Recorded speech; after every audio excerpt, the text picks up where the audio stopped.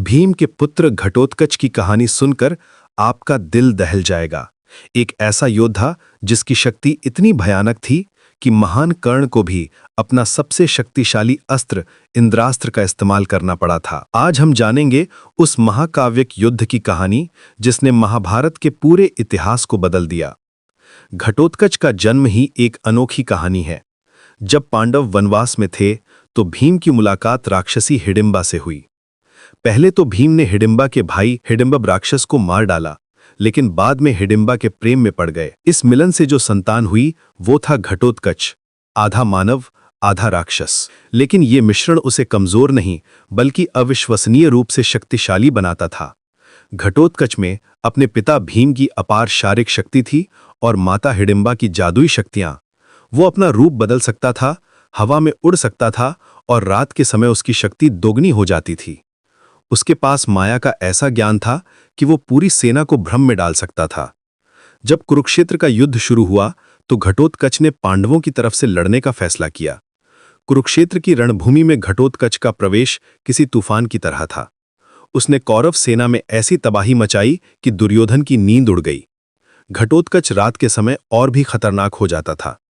वो आकाश से विशाल पत्थर बरसाता, अपना रूप बदलकर दुश्मनों को डराता और एक साथ सैकड़ों योद्धाओं से लड़ता। कौरव सेना के महारथी भी उसके सामने टिक नहीं पा रहे थे।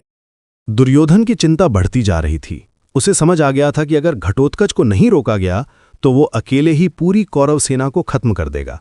इसीलिए उसने कर्ण से कहा कि किसी भी तरह घटोत्कच को रोकना होगा। लेकिन कर्ण भी जानता था कि यह कोई आसान काम नहीं है।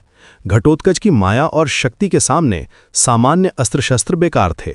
तब कर्ण ने अपना सबसे शक्तिशाली अस्त्र निकाला, इंद्रास्त्र। ये वो दिव्यास्त्र था जो इंद्रदेव ने खुद कर्ण को दिया था। इस अस्त्र की खासियत ये थी कि ये केवल एक बार इस्तेमाल हो सकता था और जिस पर भी चलाया जाता उसकी मृत्यु निश्चित थी। कर्ण ने इस अस्त्र को अर्जुन के लिए बचा कर रखा था, क्योंकि वो जानता था कि अंतिम युद्ध अर्जुन से ही होगा। लेकिन घटोत्कच की बढ़ती शक्ति को देखकर कर्ण को मजबूरी में इंद्रास्त्र का इस्तेमाल करना पड़ा। जब कर्ण ने इंद्रास्त्र छोड़ा तो पूरा आकाश चमक उठा। घटोत्कच समझ गया कि यह कोई सामान्य अस्त्र नहीं है। उसने अपनी सारी माया शक्ति लगाकर इसे रोकने की कोशिश की, लेकिन इंद्रास्त्र के सामने कुछ भी नहीं टिक सका। घटोत्कच की मृत्यु का दृश्य बेहद दुखदायी था। जब वो गिरा तो उसका विशाल शरीर कौरव सेना के कई योद्धाओं को दबाकर मार गया। उसकी मृत्यु से भीम का दुख देखने लायक था। एक पिता ने अपने बेटे को खो दिया था, लेकिन साथ ही कृष्ण मुस्कुरा रहे थे, क्योंकि वो जानते थे कि कर्ण का सबसे शक्तिशाली अस्त्र अब खत्म हो गया है। इस युद्ध का सबसे दिलचस्प पहलू यह था कि घटोत्कच की मृत्यु ने पांडवों की जीत का रास्ता साफ कर दिया। कर्ण के पास अब अर्जुन को हराने के लिए इंद्रास्त्र नहीं था। कृष्ण की रणनीति काम कर गई थी। घटोत्कच ने अपनी जान देकर अपने पिता और चाचाओं की जीत सुनिश्चित की। घटोत्कच की कहानी हमें सिखाती है कि असली वीरता सिर्फ जीतने में नहीं बल्कि सही समय पर सही बलिदान देने में है।